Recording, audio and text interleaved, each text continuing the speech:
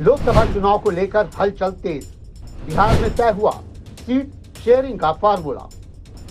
Seat sharing को लेकर महागठबंधन में बवाल। भाजपा, लोजपा और राजद में सीधी टक्कर। 10 सीटों को लेकर राजद जदयू में लड़ाई। राजद खाते में जा सकती है पाटलिपुत्र और सारण की सीट। राजद जदयू के खाते में जाएगी 16-16 सीटें। कांग्रेस के खाते में जाएंगी 5 सीटें।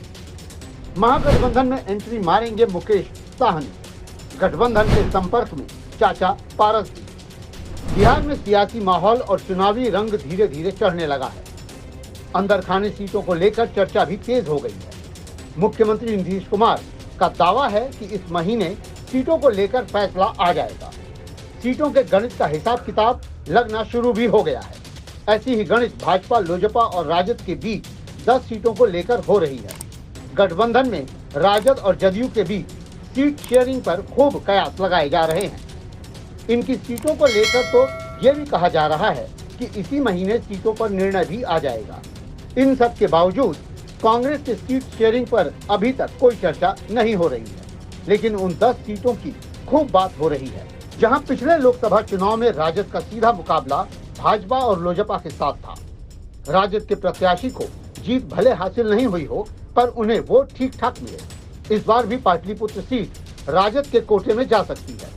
वहां से लालू प्रसाद यादव की बेटी मीसा भारती चुनाव लड़ रही हैं। इसलिए महागठबंधन में सीट शेयरिंग को लेकर इस बार फिर राजद की दावेदारी की चर्चा तेज है। वहीं सारण लोकसभा की सीट भी इसी श्रेणी में शामिल है। इस सीट से पिछली बार चंद्रिका राय ने राजद के टिकट पर चुनाव लड़ा था। हालांकि वह भाजपा के राजीव प्रताप रूडी से चुनाव हार गए थे। राजद सारण सीट को अपनी परंपरागत सीट के रूप में मानता रहा है। इस बार भी राजद के समर्थक सारण को अपने खाते में मान रहे हैं।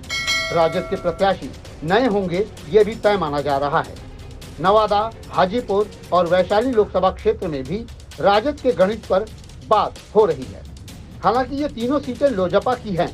पिछले लोकसभा चुनाव में राजद के प्रत्याशी यहां से दूसरे नंबर पर थे। नवादा में राजद की विभा देवी का परिवार शुरू से ही राजद के साथ रहा है। दूसरी ओर हाजीपुर सीट को लेकर भी लोजपा के भीतर पारिवारिक द्वंद्व हमेशा से मुखर रहा है। वहां से चिराग पासवान के लड़ने की भी बात हो रही है।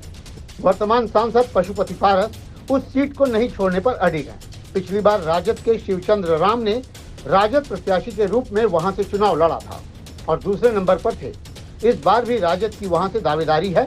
वैशाली सीट से राजद के रघुवंश प्रसाद सिंह जीता करते थे। अभी वहां की सांसद वीणा देवी हैं, जो लोजपा की टिकट पर जीती थी। राजद पुनः इस सीट पर अपनी दावेदारी कर सकता है। बक्सर से पिछले चुनाव में जगदानंद सिंह राजद के टिकट पर मैदान में थे, लेकिन इस बार उन्हें उम्र की वजह से वहां से दोबारा टिकट मिलने में संशय है। चर्चा है कि उनके बेटे की वहां से दावेदारी हो सकती है। दरभंगा से पिछले चुनाव में राजद के टिकट पर मैदान में रहे अब्दुल बारी सिद्दीकी दूसरे नंबर पर थे।